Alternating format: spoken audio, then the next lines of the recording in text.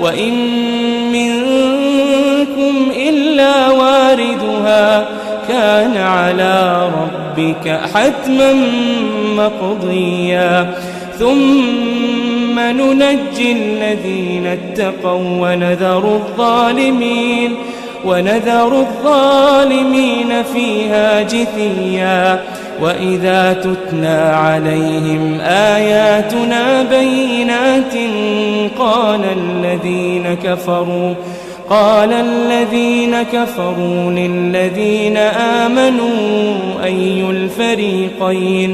أي الفريقين خير مقاما وأحسن نديا وكم أهلكنا قبلهم من قرن هم أحسن أثاثا ورئيا قل من كان في الضلالة فليمدد له الرحمن مدا حتى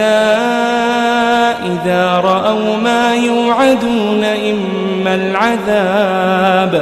إما العذاب وإما الساعة فسيعلمون من هو شر مكانا وأضعف جندا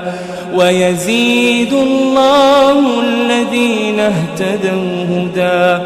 والباقيات الصالحات خير عند ربك ثوابا وخير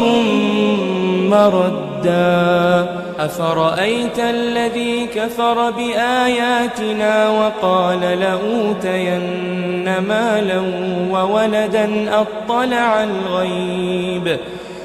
أطلع الغيب أم اتخذ عند الرحمن عهدا كلا سنكتب ما يقول ونمد له من العذاب مدا